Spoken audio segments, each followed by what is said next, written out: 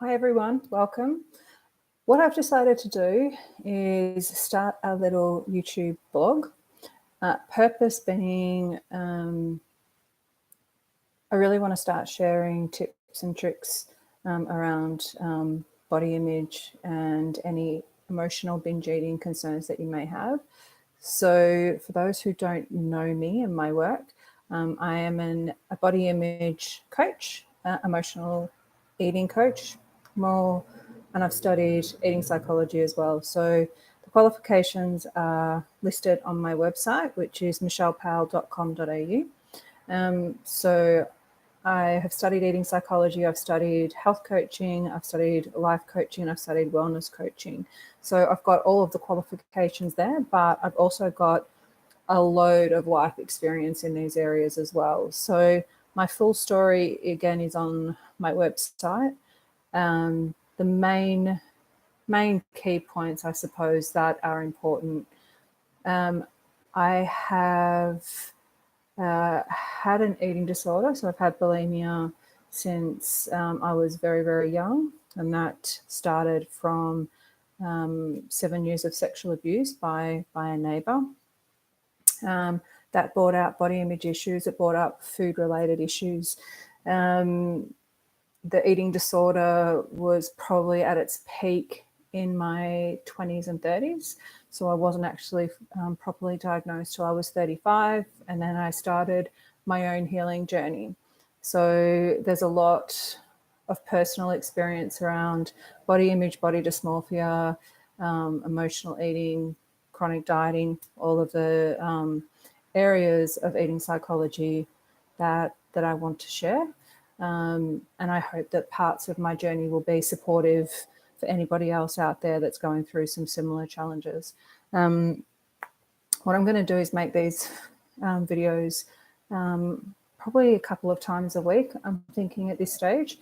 And also what I'm going to do at the start of every session is I'm going to pull an oracle card for us. And today I've chosen the oracle deck, Love Your Inner Goddess by Alana Fairchild. So I'll shuffle the cards and find a card, and hopefully that will also help, or it may resonate for those that are watching. The topic that I really wanted to talk about today is emotional eating, and that's just purely because what I've found for myself in the last 3 years is there's been some very deep, troubling events.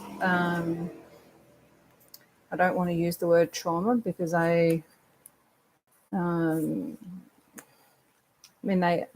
been very traumatic to me, but they were certainly not to the level of what the abuse was for me. So I don't want to oversell them, but event upon event upon event has seen me regain a lot of the weight that I lost when I was at the peak of my eating disorder and body dysmorphia. So I've had to really, in the last couple of months, especially in the last month, really pretty confronting health challenges to deal with, and a lot of them have been around, well, a lot of the ways in which to heal those are through lifestyle changes. So I need to look at the issues that are causing me to have not eaten as well as what I know how to do. I know very well how to do it. I just haven't, and that's really made me look at the emotional eating aspect and what's driving that. And what I've really uncovered is there's been those events that I was talking about, they're probably close to 4 years ago. They started in 2015. And I'll talk about those, in other videos. But I really wanted to talk about how I've started to address those emotional eating challenges. So shuffled the deck. So let's choose a card.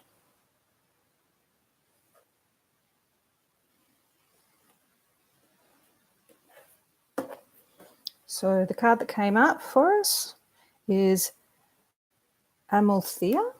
I'm not sure what that one means, so I might just have a quick look to see what that one is about.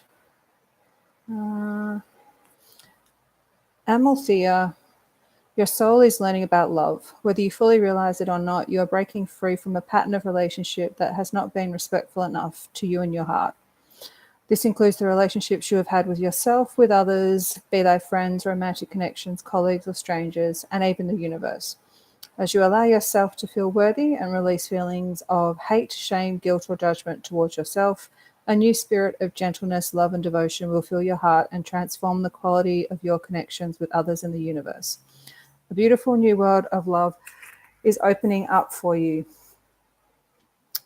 I don't know about you, but that's pretty perfect for me, not only with my relationship with me, but this week I also did a ritual around letting go of somebody in my life that had caused great harm. They caused great harm for most of my life, and the interactions with them are never positive, and always leave me feeling less than. So I decided to do a ritual around releasing that person from my life. And so leading into that, that's one of the things that I have done this week for myself in healing what's gone on in the last few years and healing an aspect of that emotional eating.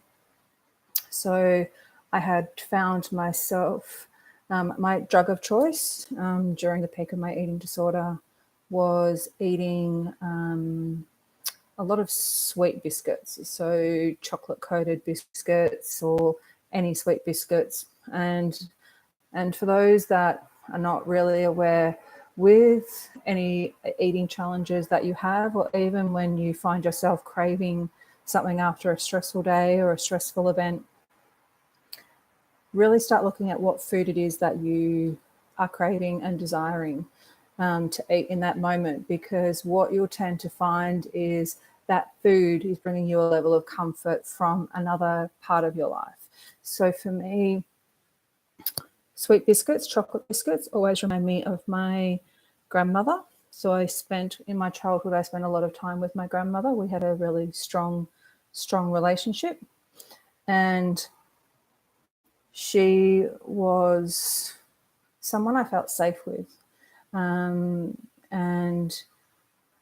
in my childhood, with what I experienced with that sexual abuse, the family home always didn't feel safe, even though the abuse didn't take place in my home. It took place next door at the next door neighbour's house. Being at home never felt safe. So being with my grandma did. And my grandma was very nurturing. And that's my grandma on my maternal side.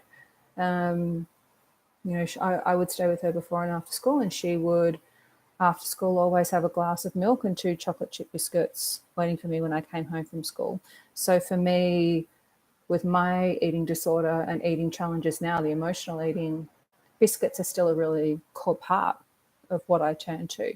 So one of the things that I have done for myself this week when I did that ritual around letting this person go and doing the ritual, which we'll talk about later, was I really started to notice that after I did this ritual, that my desire for biscuits and sweets dissipated, and instantly dissipated. So I did that ritual on Tuesday, and today's Friday.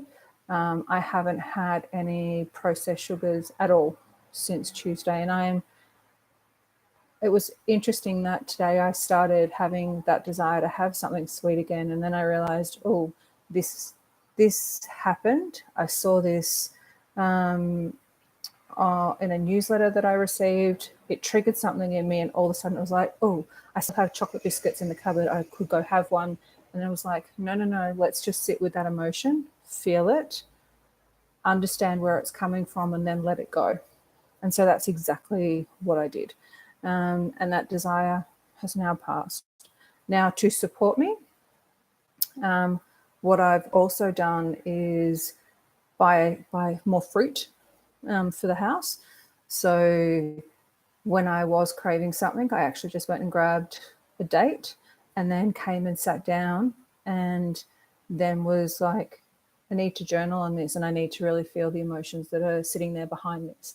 So for me, the tips that I want to leave you with today is really notice the foods that you're craving. Where do they relate to an area in your life or a time in your life where you felt safe, where you felt nurtured, where you felt comfort?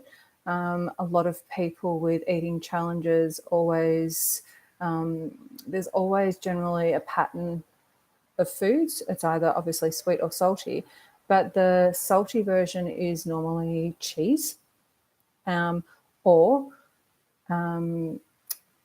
like chips or crisps, I suppose, rice crackers, dips, which is another thing for me that I can turn to. Or it will be ice cream, or blocks, just plain blocks of chocolate. So with all of the clients I've coached over the years, there's always a mix of either purely sweet foods, depending upon the nature of their eating challenge, or it'll be salty. So really look at that for yourself and look at an event where you have found comfort and safety, and then really start looking at, well, why am I desiring this food now? And where does that link to in the day that I've had, the week that I've had? Is it actually because I am craving love and a feeling of safety, and I've had a fight with my partner and now I'm not feeling that, and so therefore I'm going to go and get a tub of ice cream? Or is it I've had a really crappy day at work, I've had a fight with my boss, and you turn to a bag of chips and a glass of wine to relieve that? So really start looking at those patterns and looking at where you actually what's happened in your day, your week, your month even, that has you craving and desiring those foods, and really start looking at that and start maybe journaling around that. One thing that you'll soon learn with the more of these videos that I do is that I am a massive believer in journaling. I journal every day, maybe twice a day. It really, truly does help with processing and healing from any challenge that you're going through in your life, no matter whether it's an addiction like a food addiction or a drug addiction or alcohol addiction. Writing out and processing how you're feeling really helps that. I'll talk about that on another video. The second thing that I would really look at is the relationships in your life. Are they healthy relationships? And only you can answer that. Are there people in your life that make you feel terrible about yourself? Do they uplift you, inspire you? Or do they always make you feel crappy? Whether you know it or not, it could be, your partner's best friend. It could be a girlfriend that you hang out with that maybe actually you feel really crappy after spending time with her, and then when you get home or on the way home from seeing her, you're buying a bottle of wine or ice cream, whatever your drug of choice is. And I would also say, 100% journaling. Journaling really does help you process. And the other thing with journaling, if it's not really your thing, Google journaling prompts. I've got a whole book from a mentor of mine on journaling prompts for different things, and I'm more than happy to share them. And I've got my own journaling prompts that I ask every day. The one thing that I will always do every day, though, is list gratitude. So that can also help. As for the ritual that I did, and it may work for you, it may not work for you. The ritual that I did for myself this past week was writing a letter to the person that had hurt me and repeatedly hurt me. The letter ended up taking me 90 minutes to write. I was bawling my eyes out, in all honesty, bawling my eyes out for the majority of that.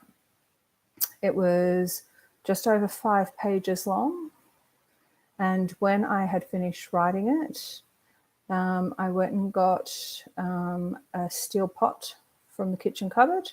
I went and sat out in the backyard. I tore up the letter and I burnt it. And with that, I said, I am releasing all of the pain and hurt you have caused for me. And I went into detail about what I was releasing and letting go of that person and how they made me feel. And it was extraordinarily therapeutic. And as I said, it worked for me, because for me, I am worthy of feeling love and happiness and joy. And every time I thought of this person, and they were a key component of what happened 4 years ago, that I just found that I really needed to let that go. Not only let go of the incident, but also let go of that person as a whole, because I said they've been in my life more than 4 years and they've caused a lot of pain for me, a lot of terrible things. So for right now, they're the tips that I would suggest for now if you're struggling with any eating challenges. And I hope you got some benefit from them. Again, my website is michellepowell.com.au. I have 2 core programs, the Body Love Experience, which is a one-on-one coaching program.